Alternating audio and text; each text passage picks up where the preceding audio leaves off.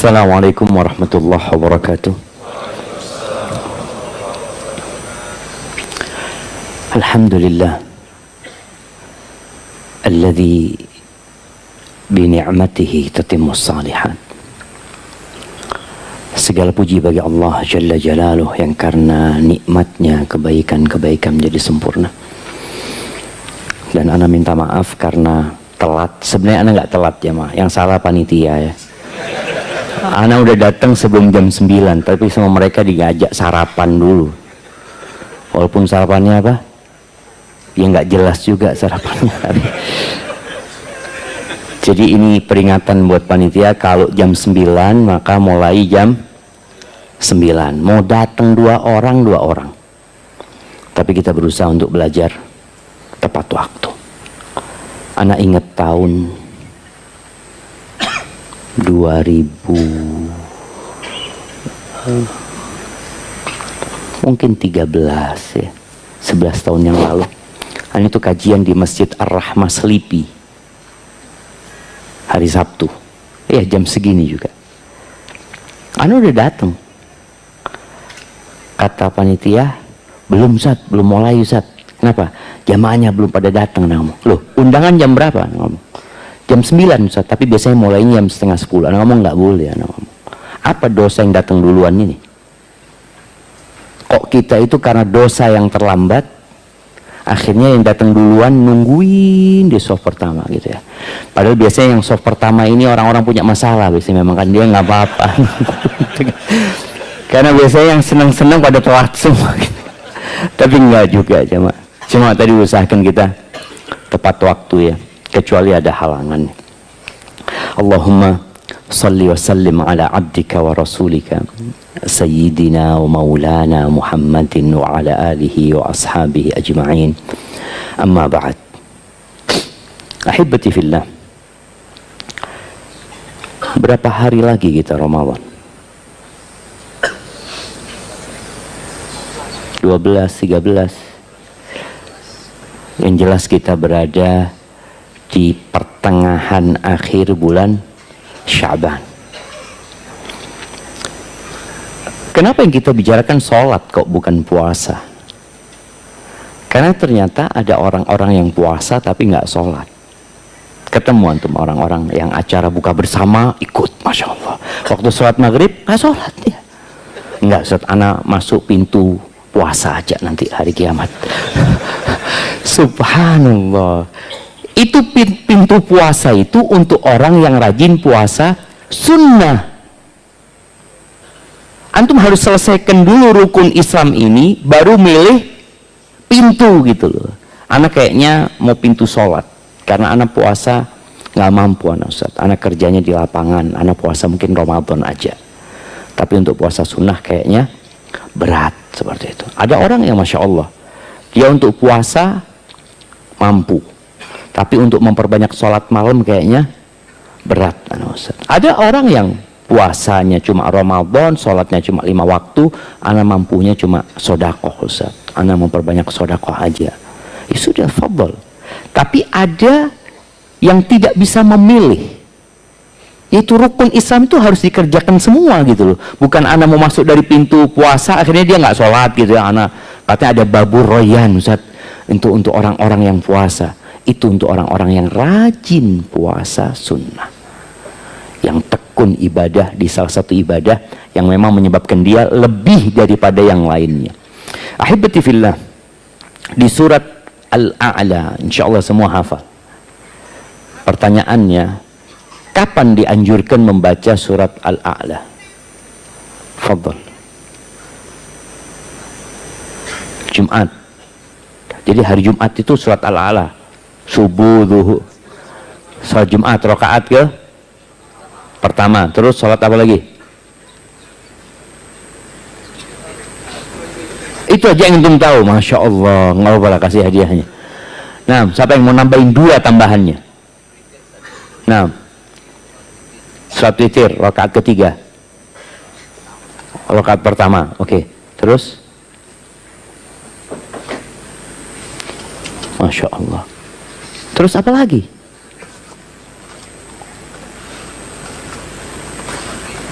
sholat Idul Fitri. Nah, Idul Adha juga rakaat pertama. Sudah. Oke, barakallahu fikum. Ada sholat istisqa juga kita kadang. Nah, barakallahu fikum. Ahibati fillah. Kenapa surat ini kok perlu dibaca berulang kali pada saat banyak manusia yang hadir? Sholat Idul Fitri itu sampai wanita-wanita yang datang bulan pun dianjurkan untuk menghadiri di lapangan sana agar mereka menyaksikan kebaikan yang ada.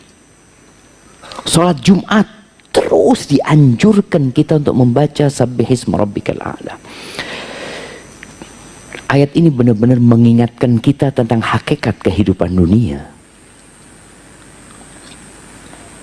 Di ayat 9 sampai terakhir ya, anak akan baca, antum bisa buka handphonenya, antum bisa lihat suratnya bersama artinya. Allah mengatakan fadzakir inna fa'atidz dzikra. Berikan peringatan. Pada saat peringatan itu bermanfaat, jamaah. Ini menjadi pencerahan buat kita semua bahwa memberikan peringatan itu perlu melihat situasi dan kondisi. Ada orang yang sedang marah, ketika antum kasih nasihat dia, mungkin dia nggak dengar, bahkan dia akan tambah marah nantinya. Suami istri ketika sedang ribut, istri melihat suaminya ngomongnya kotor, mungkin memaki istrinya, jangan dikasih nasihat suaminya saat itu.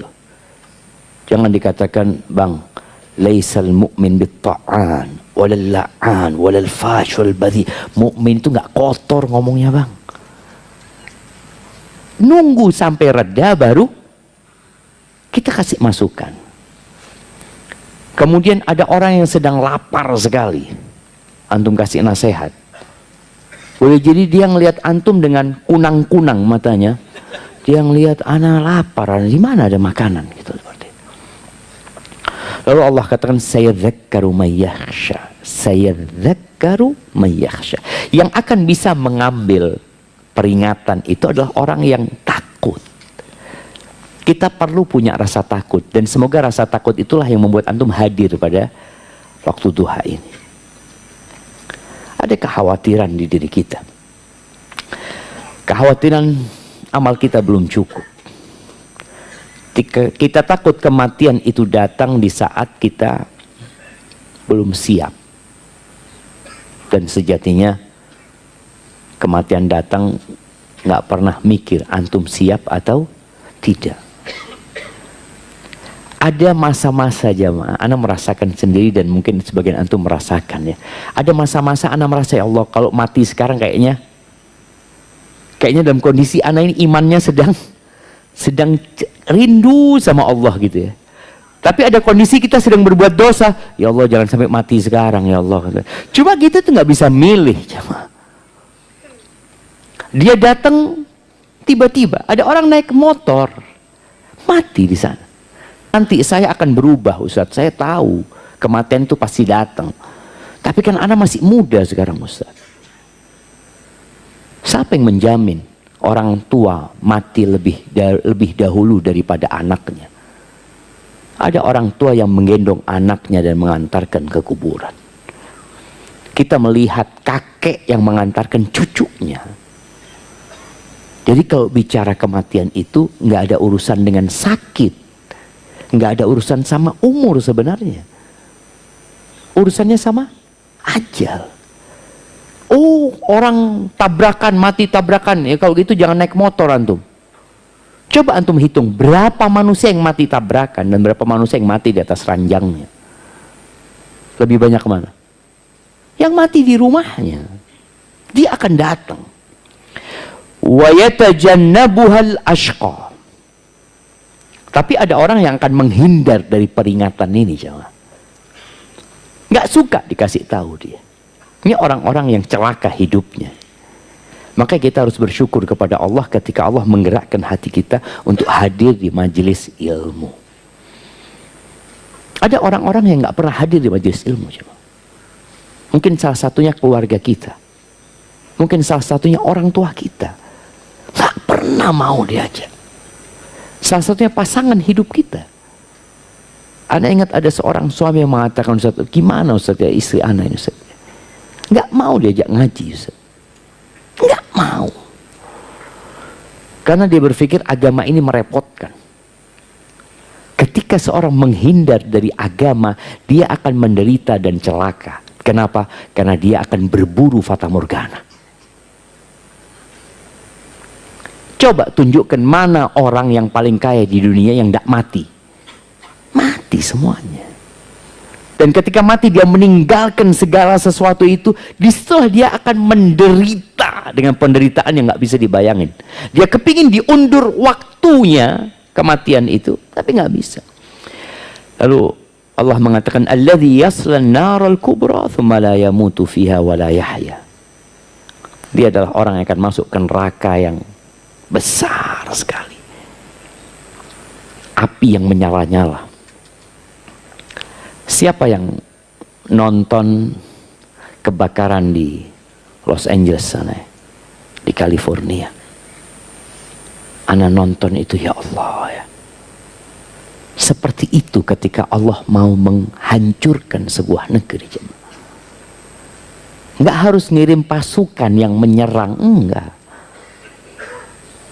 Allah kirimkan petir, Allah kirimkan api, Allah kirimkan hujan di sebagian tempat untuk ditenggelamkan.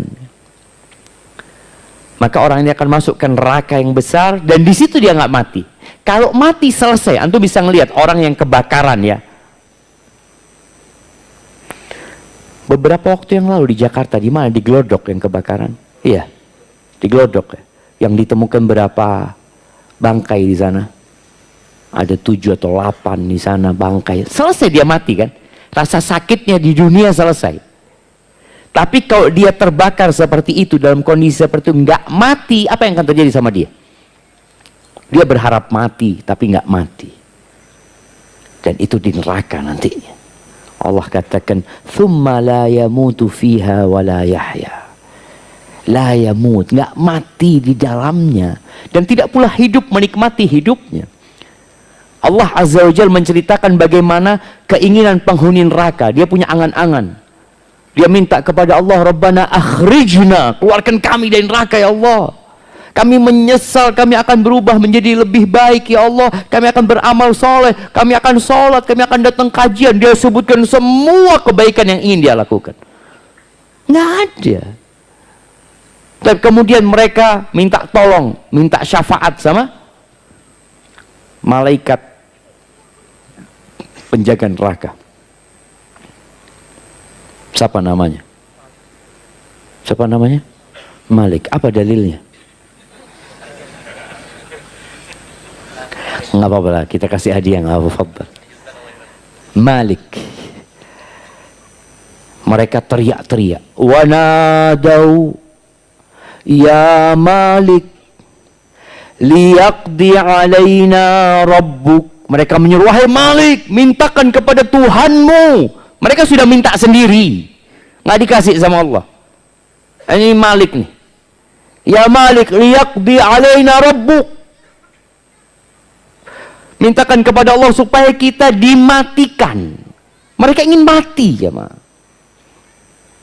Malaikat Malik tidak menjawab. Terus teriak-teriak. Dan itulah ya, siksaan di neraka itu bukan hanya fisik jemaah, tapi ada siksaan jiwa. Lebih berat mana sekarang? Orang tersiksa fisiknya atau tersiksa jiwanya? Nah, kalau dikumpulkan jadi satu, fisiknya dibakar, jiwanya dinistakan. Terus teriak-teriak. Di beberapa tafsir disebutkan 1000 tahun mereka teriak-teriak. Dan Malik diam. Terakhir Malik mengatakan, qala innakum makithun. Kalian tetap di sini. Selesai jawab. Lalu mereka punya harapan kepada penghuni surga. Kan di surga mungkin ada orang-orang yang kenal sama mereka. Mereka minta supaya dikasih an afidu alaina minal ma au mimma razaqakumullah. Mereka udahlah kasih kita air. Oh, berarti kita akan hidup terus di neraka ini dengan kondisi seperti ini, nggak ada harapan lagi untuk keluar. Mereka minta makanan. Mereka minta air, kasih air kami. Atau apa saja yang ada di surga. Kami minta itu. Qalu innallaha harramahuma 'alal kafir. Nggak ada. Haram buat orang-orang kafir. Maka ahibati fillah, ketika seorang menghindar dari peringatan, nggak mau dikasih tahu, ya dia sendiri yang akan merugi. Pada hari tidak berguna penyesalan itu. Lalu Allah katakan qad aflaha man tazakka wa dzakara asma rabbih fasalla. Ini yang jadi kajian kita hari ini. Telah sukses, beruntung siapa? Orang yang menyucikan dirinya, menyucikan hartanya, jiwanya. Wa dzakara asma rabbih, dia selalu mengingat nama Tuhannya, fasalla, kemudian dia sholat. Makanya lah orang yang beruntung. Dia tahu bahwa kehidupan ini tidak lama. Kemudian dia tahu bahwa di situ ada tempat yang sudah dipersiapkan untuk seluruh manusia, dan semua tinggal milih. Ada surga dan neraka, terserahlah mau kemana. Tapi kata Allah, bal tu'thirunal hayatad dunya. Masalahnya kalian lebih mementingkan kehidupan dunia. Yang tinggal di Jakarta mungkin benar-benar merasakan itu. Bagaimana di pagi hari orang berebut naik motor, ya, naik mobil. Ana tadi malam naik mobil dari mana ke mana, ana nggak tahu sudah. Macet ya mah. Tapi Google Map-nya biru. Oh, berarti ini sudah lancar menurut Google Map gitu loh. Jadi sampai macet pun Google Map ya kayak gini memang Jakarta. Jadi jangan melihat biru kayak di Jember gitu. Wah, biru enggak. Ternyata birunya itu kayak gitu. Allahu Akbar. Tapi ternyata itu dilakukan oleh manusia terus setiap hari. Ada yang kemudian kayaknya kita tinggalkan Jakarta. Enggak, ternyata antum ini buktinya tetap aja di sini. Nah, Allah mengatakan bal tu'thirunal hayatad dunya, kalian lebih mementingkan kehidupan dunia. Wal akhiratu khairu wa abqa. Akhirat itu lebih baik dan lebih kekal, jemaah. Ahibati fillah, ketika seorang memperbaiki sholatnya, maka hidupnya akan baik. Apa dalilnya? Kalau kita memperbaiki sholat kita, insya Allah ya usaha kita, kehidupan kita yang lainnya baik, rumah tangga kita akan baik ya, kerjaan kita akan baik, hubungan kita sama orang tua akan baik, sama tetangga akan baik. Apa dalilnya? Siapa yang mau menyebutkan? Nah, jauh banget di sana. Nah, silahkan. Bismillah. Inna salata tanha 'anil fahsya wal munkar. Ya, boleh, itu salah satu dalilnya. Salat itu mencegah dari perbuatan keji dan mungkar. Kirimkan hadiah ke belakang. Siapa lagi dalilnya? Wasta'inu bisabri wassalah. Minta tolong dengan sabar dan salat. Nah, dalilnya itu setiap hari ada lagi antum. Oh, itu secara umum ya. Yang ada kalimat sholatnya. Tiang agama. Boleh lah. Kita boleh-boleh semua aja, yang penting ada dalilnya gitu kan. Yang penting ada dalilnya. Cocok nggak cocok ya cocok-cocokin nanti kan, seperti itu. Antum dengar sehari 10 kali ya, mah. Hayya 'alas shalah. Hayya 'alal falah. hayya 'alas shalah. Terus ayo sholat kalian. Bayangin ya, bagaimana cintanya Allah kepada manusia sampai Allah syariatkan azan yang diperdengarkan sehari 5 kali jamaah. Cuma kadang-kala kita nggak mau denger. Dipanggil tuh hayya 'alas shalah, setelah itu hayya 'alal falah. Jadi sholat ini disyariatkan bukan untuk menyusahkan kita. Engkau sholat, engkau dapat kejayaan dalam hidupmu, dapat glory, dapat kenyamanan, dapat ketenangan dan kedamaian. Kalau mau qomat juga ya. Bagaimana ketika orang mengatakan hayya 'alas shalah, hayya 'alal falah. Tolong hal itu dihayati. Makanya di antara langkah menuju ke khusyuk itu adalah mendengarkan azan, menjawab azan, dan berdoa setelah azan. Ini panggilan untuk menuju ke sholat. Kalau panggilannya aja antum abaikan, tidak terlalu penting buat antum. Sebagian mungkin masih sibuk ngobrol dengan panggilan tersebut. Merasa, aduh waktu ana habis ya. Ya anak-anak juga merasakan. Kadang-kala ana dengar azan, pegang handphone ya. Seharusnya udah taruh lah. Antum hayati bacaan Allahu Akbar, Allahu Akbar. Antum akan tahu, ya Allah semuanya kecil. Allah itu maha besar. Antum punya masalah sama siapa? Sama bos, sama atasan, sama presiden, sama raja. Wallahi semua itu hambanya Allah Azza wa Jalla. Terus kenapa kita harus bingung? Allahu Akbar, Allahu Akbar. Terus bagaimana kita bersyahadat? Aku bersaksi bahwa nggak ada yang berhak disembah kecuali Allah ya. Ketika kita dengar lalu kita menjawab wa ana asyhadu an la ilaha illallah, dan aku ikut bersaksi. Jangan cuma muadzinnya yang bersaksi. Ketika mengatakan asyhadu anna Muhammad Rasulullah, lalu antum mengulangi wa ana asyhadu anna Muhammadar Rasulullah. Setelah itu antum mengatakan raditu billahi rabba wa bil islami dina wa bi Muhammadin sallallahu alaihi wasallam nabi. Aku ridha ya Allah engkau sebagai Tuhanku. Apapun ya Allah yang kau akan perlakukan kepadaku, aku ridha ya Allah. Karena hidup ini tidak selalu sesuai dengan keinginan kita jemaah. Antum punya masalah. Dan ana juga punya masalah.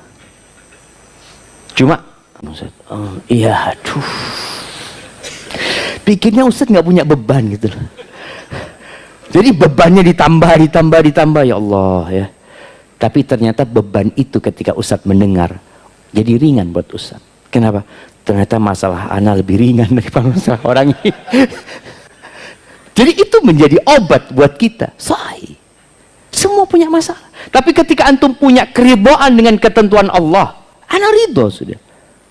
Tapi ya kita suruh doa minta afiah ya, minta keselamatan dari bala dan musibah. Iya, tapi ketika itu datang dan antum ridho, selesai urusannya. Maka di situ ketika azan dikumandangkan, berhentilah. Berhenti berkegiatan. Taruh handphonenya. Kalau sedang berbicara lawan bicaranya, bisa dengarkan azan sebentar lah. Antum hayati panggilan itu. Di beberapa cerita Imam Ahmad bin Hanbal ketika di penjara ya, ketika panggilan hayya 'alas shalah, hayya 'alas shalah, beliau berdiri dari tempatnya, kemudian berjalan ke teralis besi itu, mengatakan, ya Allah aku cuma bisa sampai sini ya Allah. Menjawab panggilanmu ya Allah. Jadi itu panggilan jamaah. Hayya 'alas shalah, ayo gitu loh. Tapi ketika panggilan ini sekali diabaikan, antum nggak akan sampai al-falah. Itu gimana antum mau dapat al-falah? Yang ada harta antum jadi azab buat antum. Anak-anak jadi azab buat orang tuanya. Orang tua itu ingin anak-anak jadi qurratu a'yun, penyejuk pandangan. Dia ingin harta yang dikumpulkan itu jadi ya sarana untuk kebahagiaan dan kegembiraan dia di dunia dan di akhirat. Ternyata enggak. Maka Allah mengatakan, "Fala tu'jibka amwaluhum wala auladuhum." Kau jangan takjub ya sama harta mereka. Jangan heran sama anak-anak mereka. Kadang-kadang kita, ya Allah, anaknya bagus-bagus semua gitu ya. Masya Allah, sukses semua, hartanya banyak. Padahal sholat yang enggak. Apa anak harus enggak sholat supaya kaya ya? Mungkin orang berpikir, anak dulu hijrah Ustaz, Masya Allah, belum hijrah banyak fulusnya Ustaz. Setelah hijrah kok jadi susah Ustaz ya? Enggak. Antum tetap dapat falah. Ketika antum bisa sholat, antum sedang menuju ke al-falah tadi itu. Antum sedang memperbaiki hidup antum ya. Allah mengatakan, "Fala tu'jibka amwaluhum wala auladum, innama yuridullah liyu'adzibahum biha fil hayatid dunya." Allah itu ingin mengazab mereka dengan harta mereka, dengan anak-anak mereka dalam kehidupan dunia. Itu azab jemaah. Kata Allah Azza wa Jalla. Kenapa? Ketika sholat ini diremehkan, atau sholatnya asal-asal, ya udah, nggak akan sampai ke al-falah. Yang pertama dihisap pada hari kiamat itu apa? Sholatnya. Sholatnya benar, yang lainnya insya Allah benar. Yang mengerjakan sholat ya. Ma yuktab lahu minha illa ushruha. Ternyata yang dicatat pahala buat dia cuma 1/10-nya. Thumunuha 1/8 cuma dapat. Kan orang beda-beda, sama satu soft tapi kualitas sholatnya beda. Subu'uha 1/7, sudusuha 1/6, khumusuha 1/5, rubu'uha ada yang dapat 1/4, thuluthuha ada yang dapat 1/3, nisfuha ada yang dapat 1/2. Jadi paling full disebutkan hadis ini berapa? 1/2. Ini menunjukkan beratnya khusyuk dalam sholat itu. Antum udah berusaha ya, berusaha banget khusyuk. Biasanya orang itu khusyuk kapan? Kapan antum khusyuk? Mesti ada masalah. Mesti ada masalah. Tapi kadang-kadang dari keenakan antum sujud berdoa ya, minta diselesaikan masalahnya, sampai antum lupa, ini rokaat keberapa ya Allah? Ini sujud yang keberapa ini? Antum khusyuk dalam doanya, tapi nggak khusyuk dalam sholatnya gitu loh. Sampai antum bingung, ya Allah ya, sujud sahwi lagi. Menunjukkan memang kualitas sholat kita itu, wah jemaah, sholat itu curhat sama Allah Azza wa Jalla. Kalau antum lihat jamaah yang kirim pertanyaan, kalau urusannya curhat, berapa lembar? 1 lembar full jamaah, sampai ustadznya capek. Dan dia tulis, "Ustadz mohon dibaca semuanya, jangan di skip Ustadz." Nah, karena kalau orang curhat tuh ada banyak masalah anak Ustadz. Kalau pertanyaan apa hukumnya ini, ya selesai, hukumnya boleh, nggak boleh. Tapi anak punya masalah, Ustadz harus dengarkan ceritanya. Dan Ustadz nggak mau dengerin. Kalau sudah terlalu panjang, aduh curhat ini, taruh sini sudah. Tapi Allah mau dengerin kita. Bayangkan, Allah pencipta langit dan bumi itu mau dengerin kita. Nggak ada ceritanya Allah, nggak ada waktu buat kita, nggak ada. Allah selalu punya waktu buat kita. Namun ada sebagian orang yang nggak lama-lama sholatnya gitu loh. Apalagi kita mau masuk bulan Ramadan ya. Rencana Nur Salma ada tarawih nggak? Ada. Rencana berapa juz 1 rakaat? Imamnya aduh, imamnya aja sudah aduh, gimana jamaahnya? Imamnya udah aduh. Jadi kalau imamnya pesimis, zamannya lebih pesimis antum. Imamnya insya Allah 1 juz gitu kan, itu kan.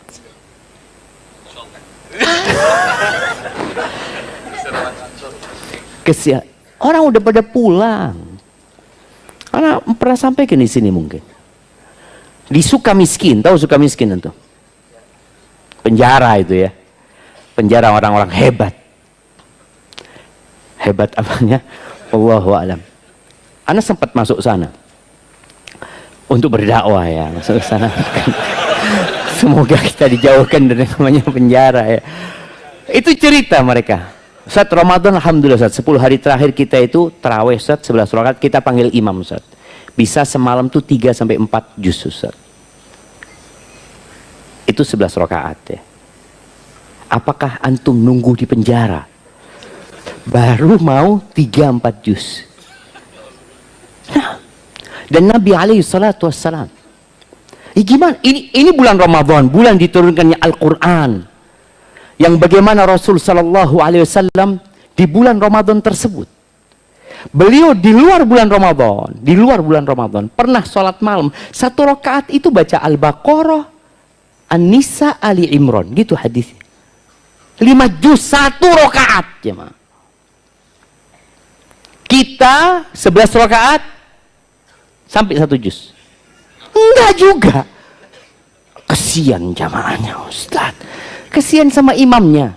Kesian sama DKM-nya. Karena aduh masjidnya kurang makmur Ustaz, kata dia. Kalau mau makmur yang cepet-cepetan lah. Jadi kalau antum, ini sholat tarawih itu kan pilihan, bukan kewajiban.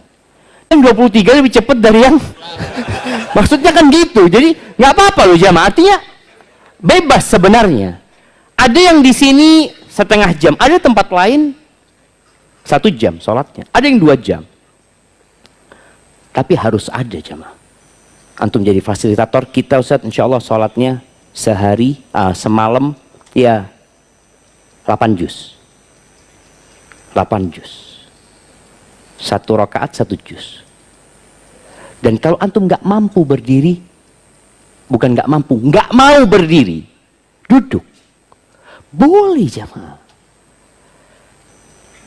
Di Jakarta ada nggak yang 1 rakaat 1 juz? Hah? Banyak. 1 rakaat 1 juz. Loh, ini pertanyaan 1 rakaat 1 juz.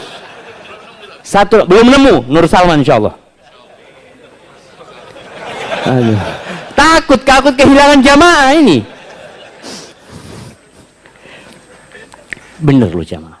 Ini waktu yang sangat mulia. Ramadan ini mulia banget deh. Kita nggak tahu dia datang lagi atau tidak. Maka manfaatkan malamnya untuk sholat. Ketika capek tadi, antum berdiri, antum duduk. Duduk aja, bismillah. Kemudian nanti ketika waktunya mau ruku, antum berdiri.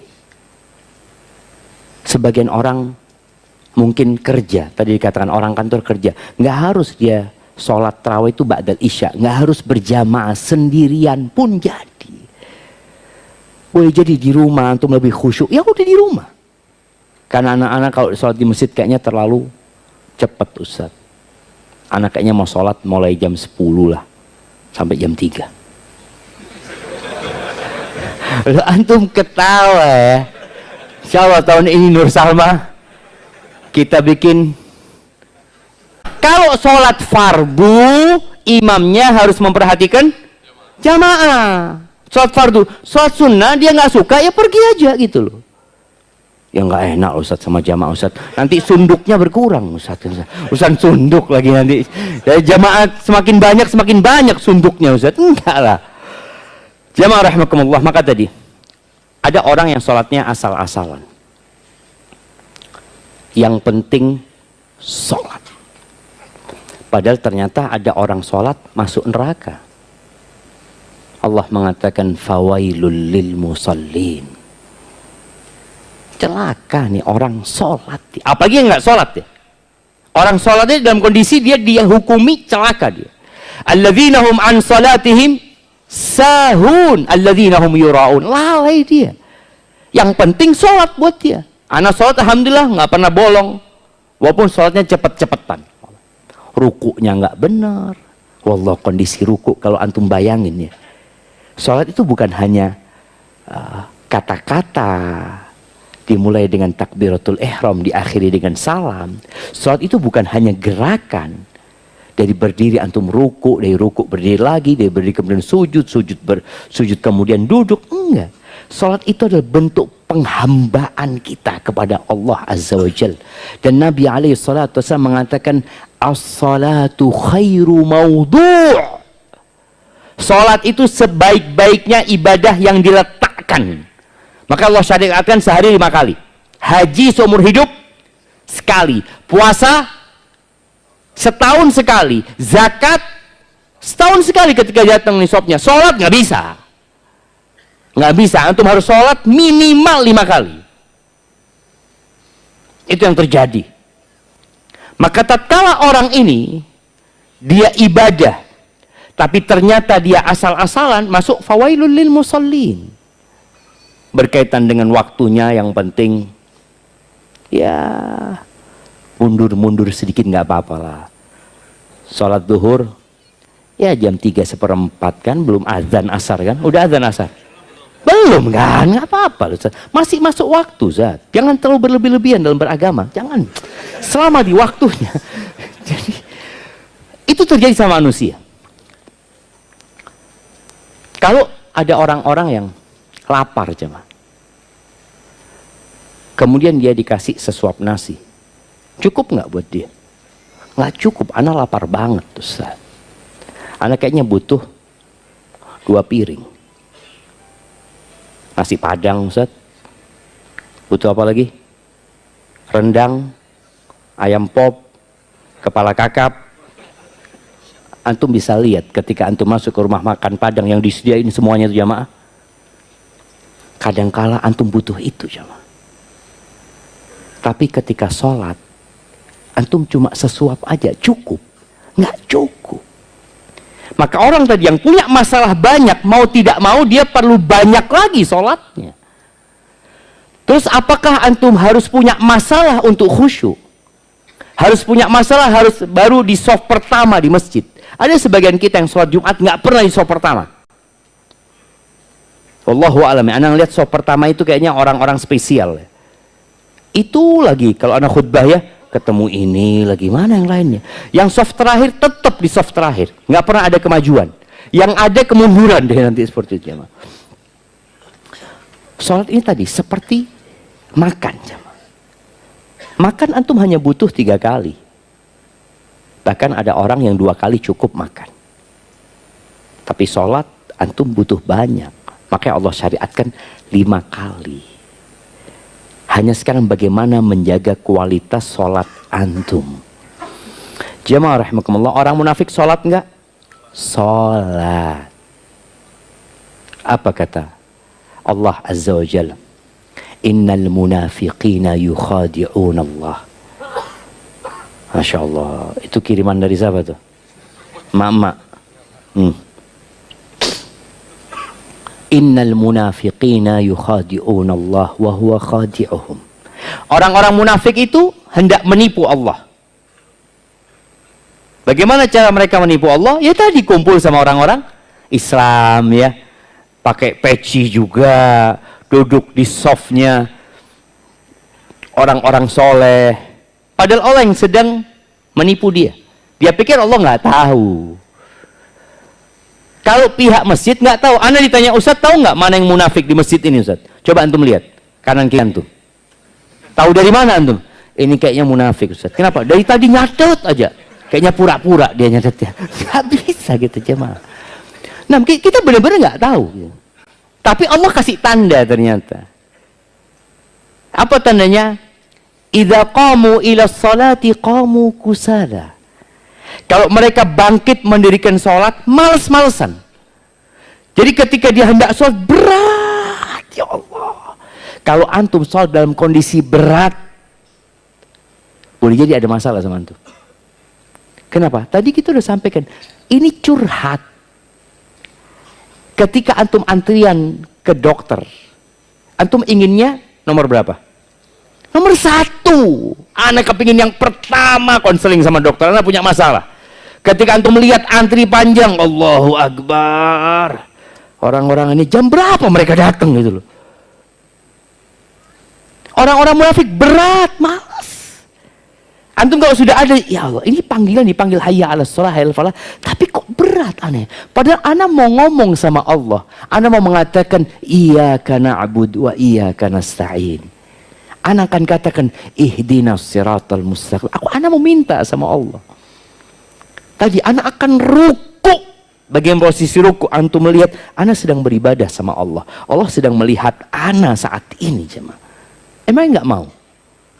Antum ketemu bos aja, dipanggil bos. Dipanggil bos. Astagfirullah. Ketika antum mengatakan astagfirullah dipanggil bos, berarti antum punya salah. Antum tahu dipanggil karena dosa. Iya, ana berbuat salah. Tapi ketika dikatakan dipanggil bos, ada bonus buat engkau. Tadi hayya 'alas shalah, hayya 'alal falah. Antum mau dikasih tahu, antum mau dikasih bonus. Terus antum mengatakan kayaknya nggak bener bonusnya nih. Munafik. Artinya dia nggak yakin gitu. Ketika yakin dia akan bergerak langsung. Qamu kusala yura'unan nas. Nih orang ria aja sholatnya, sholat dia, tapi ria. Wala yadhkuruna Allah illa qalila. Dan kata Allah, dia tidak mengingat Allah kecuali sedikit. Jamaah rahimakumullah, pernah ada orang yang sholat di Masjid Nabawi ya. Dia mungkin sholat tahiyatul masjid. Nabi ngelihat dia sholat, diperhatikan sama Nabi SAW. Setelah selesai sholat, dia datang kepada Nabi SAW. Nabi mengatakan, Salli fa innaka lam tusalli. Engkau sholat, engkau belum sholat. Padahal dia berdiri ngadep kiblat dalam posisi semua syarat sholat sudah dia penuhi. Dia katakan Allahu Akbar, mulai rukunnya dia lakukan gerakan-gerakan sampai salam. Tapi kata Nabi SAW, Salli fa innaka lam tusalli. Sholatlah engkau, sebenarnya engkau belum sholat. Jangan sampai sebagian kita 10 tahun sholat, ternyata belum sholat. Dihukuminya belum sholat. Dalam hadis yang diriwayatkan Tabrani, Nabi SAW mengatakan, Innar rajula la yusalli salata sittina sana. Ada orang yang sholat sama 60 tahun. Jemaah. Mungkin dia sholat sejak umur 10 tahun. Berarti umurnya dia sekarang berapa? 70 tahun. Ada orang yang sholat selama 60 tahun. Walam tuqballahu sholah. Satu pun sholatnya nggak ada yang diterima.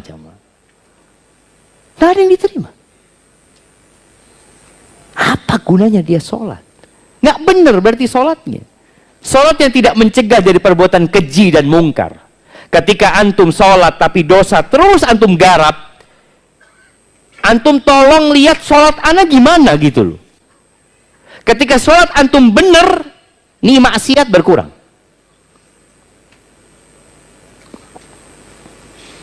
Kadang-kala kita ngelihat ada kawan kita jemaah, rajin sholatnya ya, rajin sholat zikir.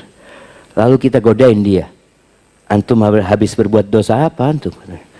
Kok pertaubatan kayaknya gini. Marah dia. Iya, arti sebenarnya ketika sholatnya benar, dosa itu jauh, yakin. Kenapa? Allah sudah sebutkan, Inna sholata tanha anil fahsya wal munkar. Sholat itu mencegah dari perbuatan keji dan mungkar. Ini orang 60 tahun sholat, tapi terus dosa dia kerjakan, jangan disuruh berhenti sholat. Karena ada sebagian orang melihat kawannya sholat, tapi terus berbuat maksiat. Apa katanya? Udahlah antum berhenti sholat, maksiat terus jalan. Jangan disuruh berhenti sholatnya, dosa antum.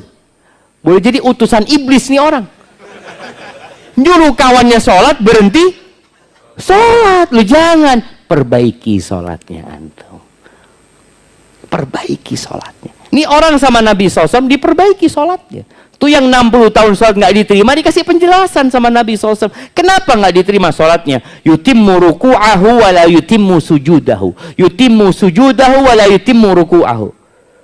Dia tadi sholatnya asal-asalan. Rukuknya sempurna, sujudnya enggak. Sujudnya sempurna, rukuknya enggak. Padahal kita tahu yang namanya tumakninah itu rukun sholat gitu loh. Ini orang pokoknya solian.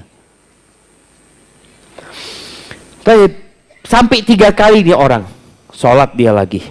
Gimana orang ini sholat dilihat sama Rasul SAW. Pasti sholatnya berusaha untuk khusyuk. Salah saya salam, dia datang lagi kepada Nabi SAW. Apa kata Nabi SAW? Irji' fasalli fa innaka lam tusalli. Engkau balik sholat, engkau belum sholat. Maka yang ketiga orang ini mengatakan, ya Rasulullah, aku nggak bisa lagi sholat lebih baik daripada yang kau lihat tadi. Itu sudah sholatku yang paling baik. Akhirnya dia diajarin sama Nabi SAW. Di antara yang beliau sampaikan ya, ini panjang.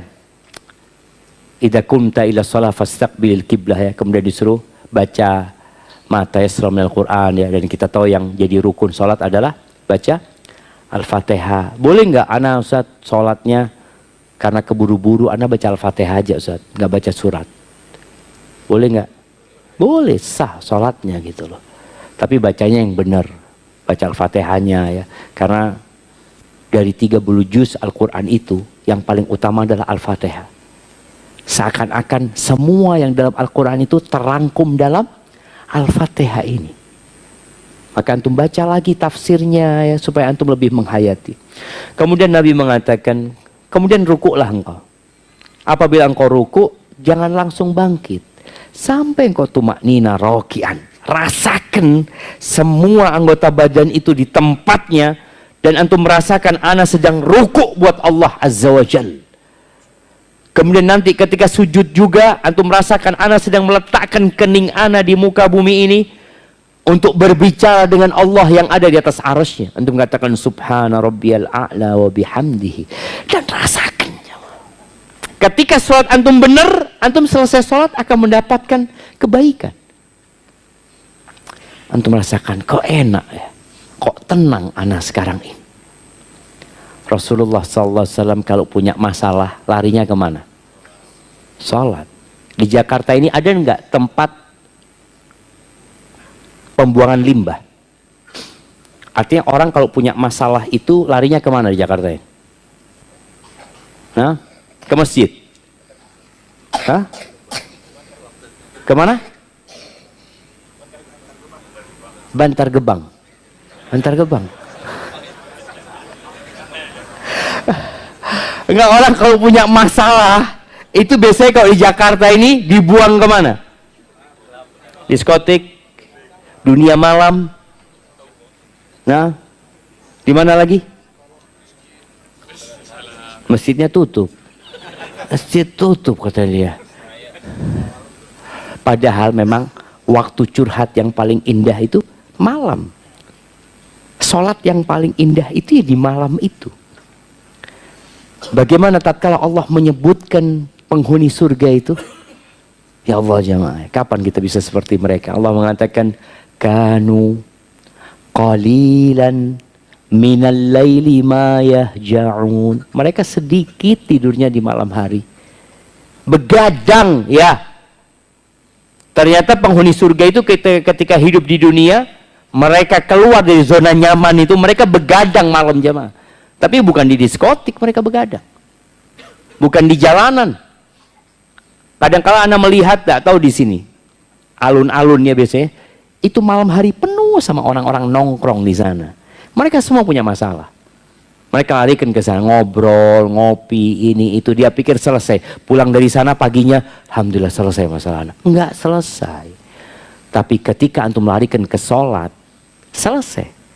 Karena Allah janji, qad aflahal mu'minun alladzina hum fi salatihim khashi'un. Udah sukses tuh orang. Siapa mereka? Yang kalau sholat khusyuk dia. Maka perlu yang namanya tumaknina dalam sholat. Rasakan tumaknina, rasakan setiap perpindahan gerakan sholat itu jemaah. Usahakan emak-emak di belakang kalau sholat ya tepat waktu. Emak-emak ini paling jauh dari riya sholatnya jemaah. Paling jauh dari riya. Kenapa? Di rumah. Suaminya datang, udah sholat. Udahlah, sebelum adzan udah sholat tadi. Dari semangatnya dia sholat. Padahal sholat setelah adzan gitu deh. Tapi ada mama yang selalu menunda waktu sholat. Ya tipikal ibu-ibu itu macam-macam. Ada ibu-ibu itu yang nunggu semua beres baru sholat seperti itu. Sampai akhirnya sholat duhur mau asar. Janganlah. Ketika masuk adzan, tinggalkan semuanya. Dan bapak-bapak juga ya. Ketika sudah masuk waktu sholat, panggilan hayya ala sholat, yang bisa ditinggalkan, tinggalkan semuanya. Usahakan sholatnya di awal waktu. Walaupun memang kita tahu sholat itu waktunya luas gitu ya.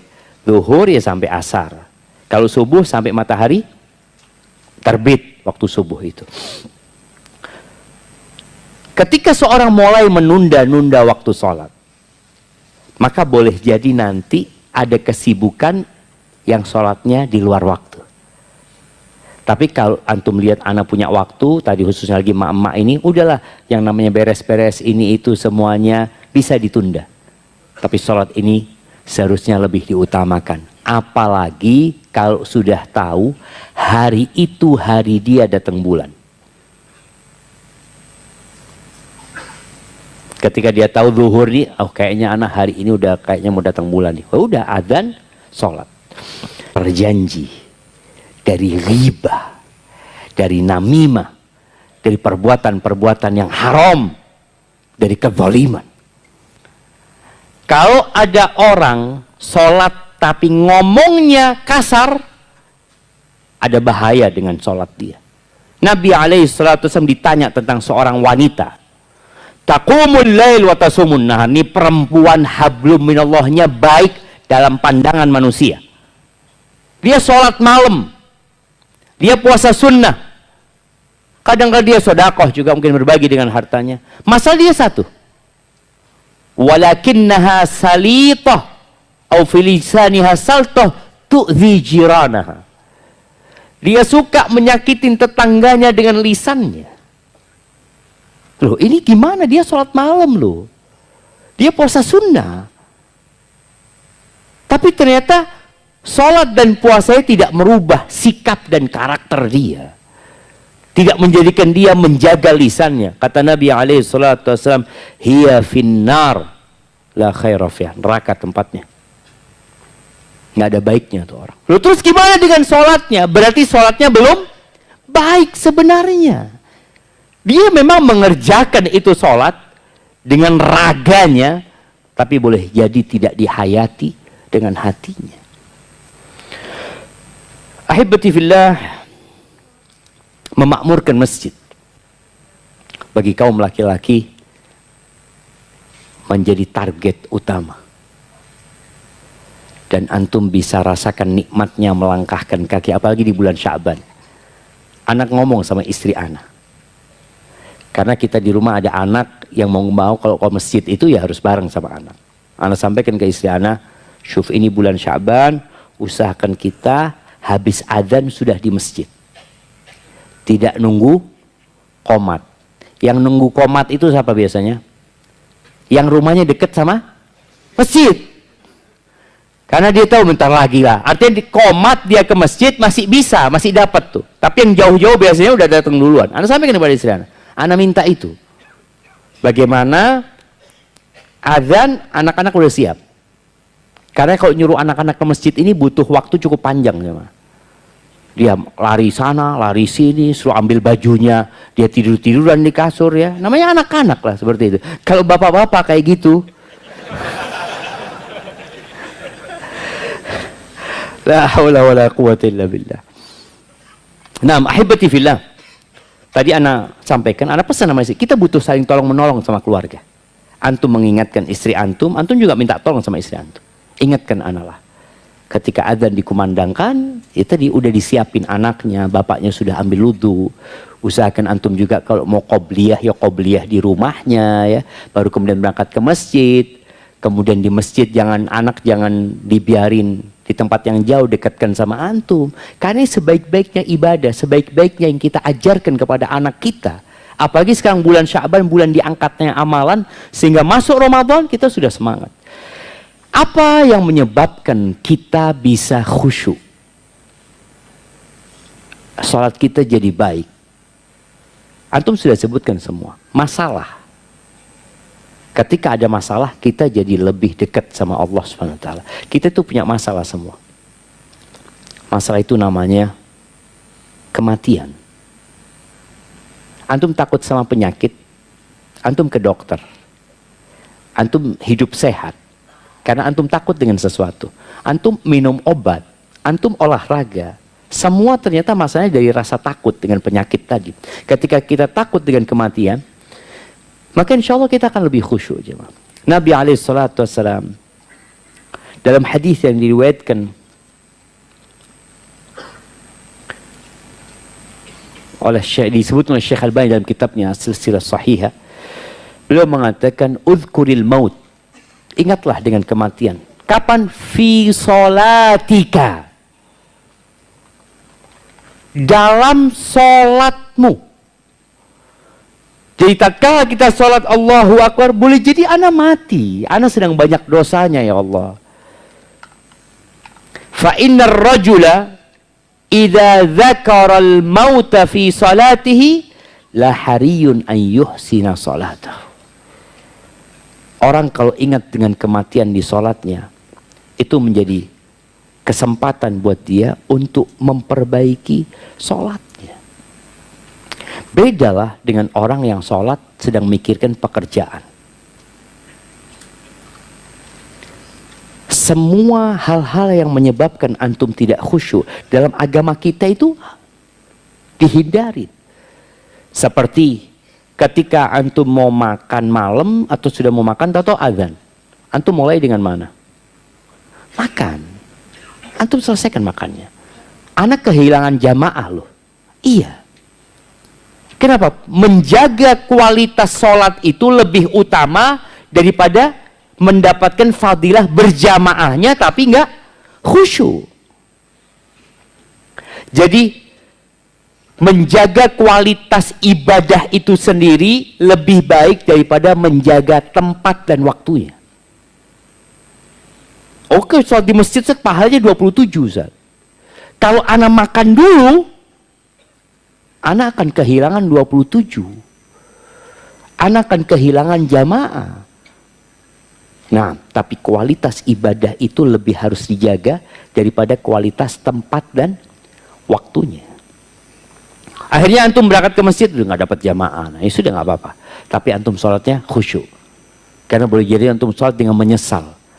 Kenapa istri anak tadi ya nyuguhin makanan sebelum azan ya? Akhirnya nggak khusyuk juga sholatnya antum. Karena mikirin istri, ya sudah selesai. Antum sudah dapatnya ini dan antum ingat dengan hadis Nabi SAW. Bahwasanya la salata bihadrati ta'am, nggak ada salat kalau ada makanan. Sudah makan itu, selesaikan makan itu. La yusalliyanna ahadukum wa huwa yudafi'uhu al-akhbathan. Jangan sholat dalam kondisi nahan, bukan nahan lapar, nahan kepingin ke belakang, kepingin ke toilet ya. Sudah jangan. Ya Allah Ustaz, anak ini kalau ke belakang nggak dapat soft pertama, nah Ustaz. Ini fadilah tempat kan. Antum, anak kehilangan fadilah soft pertama Ustaz. Nggak apa-apa, tapi antum khusyuk. Jangan antum kehilangan soft pertama nggak khusyuk juga gitu loh.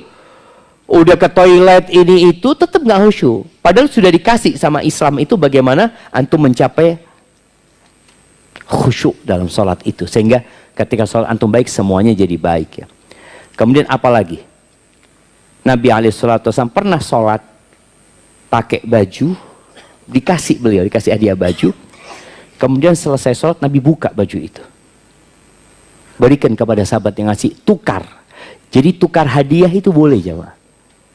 Kenapa? Karena gambarnya membuat aku lalai tadi kata Nabi SAW. Maka ketika antum sholat, kalau memang yang di depan antum bikin antum lalai ya diganti. Soalnya kadang-kala orang sholat itu karpet itu bisa ada gambarnya jemaah. Ini kayak gambarnya kepalanya orang ya.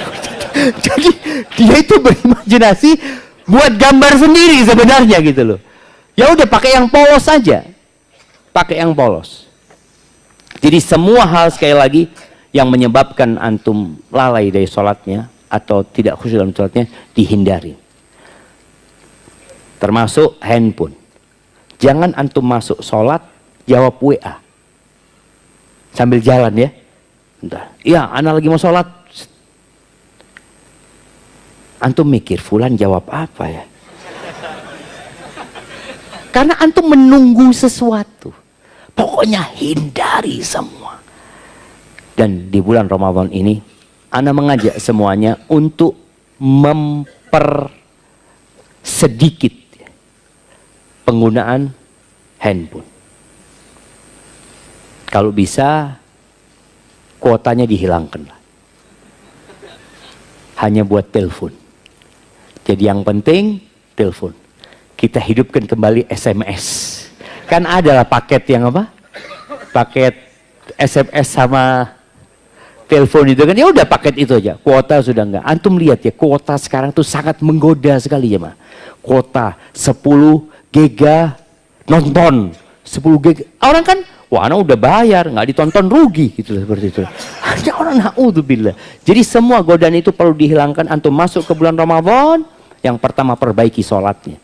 Di bulan Ramadan ini sebagai momentum kita memperbaiki kualitas sholat kita. Tadi anak sudah minta kepada pihak masjid, ya kalau bisa sholatnya ya ditambah bacaan Qur'annya. Tapi orang bebas. Anak ngasih masukan kepada DKM masjid tempat anak. Mereka mengatakan, enggak Ustaz, kesian jamaahnya Ustaz. Ya sudah, kalau kesian sama jamaahnya. Kita bisa sholat di tempat lain. Kita bisa sholat sendiri. Ketika antum melihat masjid, enggak Ustaz, masjid kayaknya memang memperhatikan jamaahnya banyak yang tua-tua. Fadhal. Barakallahu fiik, itu mungkin yang bisa Anda sampaikan pada kesempatan kali ini. Dan usahakan antum setiap gerakan sholat itu, kalau bacaan sholat itu beragam dari Nabi SAW, antum hafal semuanya. Sehingga antum ganti-ganti jemaah.